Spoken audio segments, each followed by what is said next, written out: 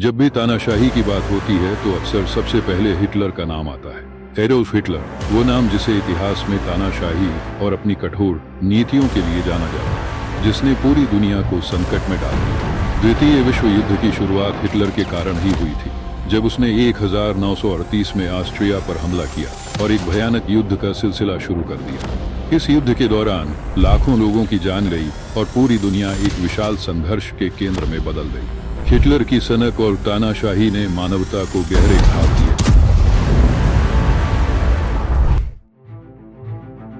Hitler का Austria और अन्य यूरोपीय देशों पर हमला करने के पीछे कई कारण थे, लेकिन दो प्रमुख कारण थे।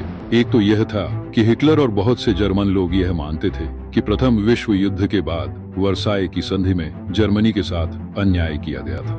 दूसरे, हिटलर को यहूदी और स्लाव समुदाय से गहरी नफरत थी और वह जर्मनी को सिर्फ शुद्ध जर्मन लोगों का देश बनाना चाहता था। इन वजहों से हिटलर ने कई देशों पर आक्रमण किया और पूरी दुनिया को एक भयंकर युद्ध में धकेल दिया। हिटलर का मानना था कि प्रथम विश्व युद्ध में जर्मनी के साथ जो अन्याय हुआ उसमें यहूदियों की मुख्य भूमिका थी।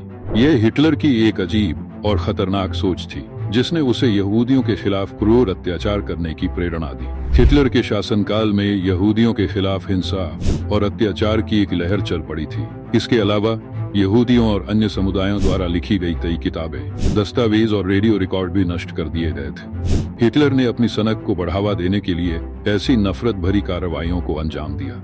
हिटलर के अत्याचारों के शिकार सिर्फ आम लोग ही नहीं थे, बल्कि दुनिया के महान वैज्ञानिक अल्बर्ट आइंस्टाइन भी इसके शिकार बने। हिटलर के शासन से बचने के लिए आइंस्टाइन को जर्मनी छोड़कर इंग्लैंड में शरण लेनी पड़ी।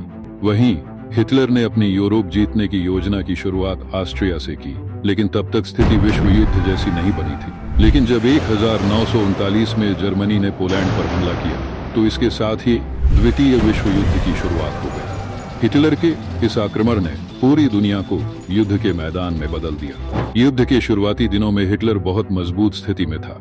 1940 तक जर्मनी ने ऑस्ट्रिया, इटली, नॉर्वे और अन्य पश्चिमी यूरोपीय देशों पर कब्जा कर लिया था। हालांकि ब्रिटेन लगातार जर्मनी का विरोध कर रहा था, लेकिन हिटलर के समय में जर्मनी की सेना बहुत सशक्त थी। हिटलर ने अपनी इस ताकत का पूरी तरह से फायदा उठाया और अपनी सेना को बढ़ावा देने के लिए इसका पूरा इस्तेमाल किया। जर्मनी की सेना ने युद्ध के पहले दौर में काफी सफलता प्राप्त की थी। सोवियत संघ ने भी इस समय एक महत्वपूर्ण भूमिका निभाई। दरअसल जर्मनी ने सोवियत संघ के साथ एक पारस्परिक गैर आक्रामक समझौता किया था। इसके तहत यह तय हुआ कि दोनों देश अगले 10 वर्षों तक एक दूसरे के खिलाफ कोई सैन्य कार्रवाई नहीं करेंगे। इस समझौते का एक बड़ा फायदा यह हुआ कि जब हिटलर पश्चिमी यूरोपीय देशों पर हमला कर रहा था, तब उसकी पूर्वी सीमा सोवियत संघ से पूरी तरह सुरक्षित थी।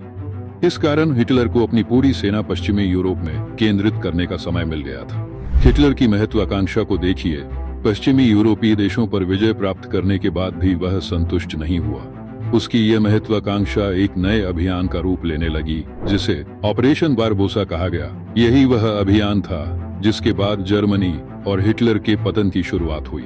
इस अभियान के तहत हिटलर ने सोवियत संघ के साथ हुई संधि के बावजूद भी 22 जून 1941 को सोवियत संघ पर हमला कर दिया। यह कदम हिटलर के लिए घातक साबित हुआ और इसी से जर्मनी की सैन्य ताकत का संतुलन बिगड़ने लगा। ऑपरेशन बारबोसा के तहत 1 मिलियन से अधिक जर्मन सैनिकों ने 1800 मील लंबे मोर्चे पर सोवियत संघ पर हमला किया। यह जर्मनी की अब तक की सबसे बड़ी आक्रमण सेना थी, जो लगभग 80% जर्मन सशस्त्र बलों का प्रतिनिधित्व करती थी। जर्मनी ने सोवियत संघ पर 3 अलग अलग दिशा से हमला किया। उत्तर में लेनिनग्राद, केंद्र में मॉस्को और दक्षिण में स्टेलिनग्राद की ओर। हिटलर ने इन तीनों दिशा से एक साथ हमला करके सोवियत संघ को चारों ओर से घेरने की कोशिश की। सोवियत संघ की सेना इस हमले के लिए तैयार नहीं थी और हिटलर को इसका फायदा भी मिला, लेकिन उतना नहीं जितना उसने सोचा था।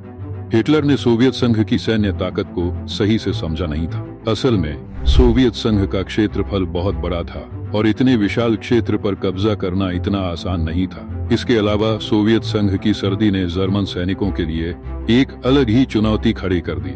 जर्मन सैनिक ठंड में जूझ रहे थे, जिससे उनकी सैन्य कार्रवाई में रुकावटें आने लगी। सोवियत संघ की कठोर सर्दी में जर्मन सैनिकों के लिए युद्ध करना बहुत मुश्किल हो गया था, जबकि सोवियत सैनिकों को इस प्रकार के मौसम में रहने की आदत थी। इससे वे युद्ध में बेहतर तरीके से लड़ रहे थे और आगे बढ़ रहे थे। इस संघर्ष में जर्मनी को बहुत कठिन मुकाबला करना पड़ा।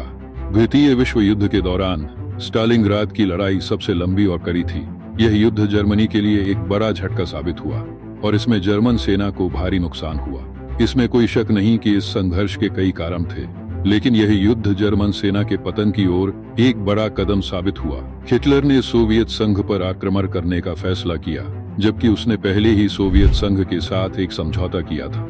इसके पीछे कई कारण थे। सबसे पहला, सोवियत संघ का विशाल क्षेत्रफल जर्मनी के लिए बहुत फायदेमंद हो सकता था, क्योंकि यह क्षेत्र जर्मनी के निवासियों के लिए जरूरी संसाधन प्रदान कर सकता था। दूसरा, इसके अलावा सोवियत संघ स्लाव जनजातियों का प्रमुख निवास था और हिटलर को इन जनजातियों से गहरी नफरत थी। इन सभी कारणों ने हिटलर को सोवियत संघ पर हमला करने के लिए प्रेरित किया। सोवियत संघ के खिलाफ युद्ध में जर्मनी के सारे सैन्य संसाधन धीरे धीरे खर्च होते जा रहे थे, जिससे जर्मनी पर आर्थिक बोझ बढ़ता जा रहा था। इसके कारण हिटलर की स्थिति विश्व युद्ध में कमजोर होती जा रही थी। इस स्थिति का फायदा कुछ देशों ने उठाया, जैसे यूगोस्लाविया, जिन्होंने नाजी सैनिकों को अपनी सीमाओं से बाहर खदेड़ दिया। ये घटनाएं हिटलर के लिए एक बड़े झटके के रूप में सामने आई और युद्ध के परिणाम को और भी कठिन बना दिया।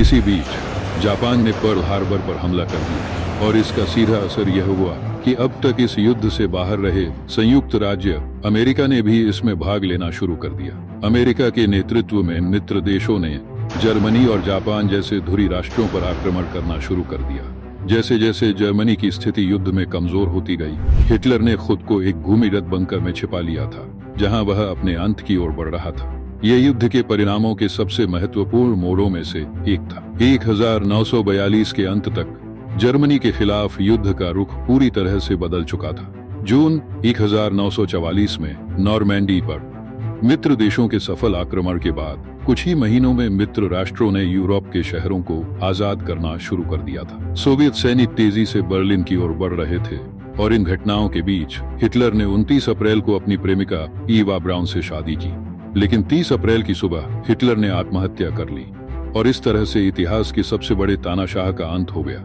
ऐसी ही कहानियां सुनने के लिए हमारे चैनल को लाइक और सब्सक्राइब करें, क्योंकि आपका एक लाइक हमें ऐसी ही वीडियो बनाने के लिए मोटिवेट करता है। धन्यवाद।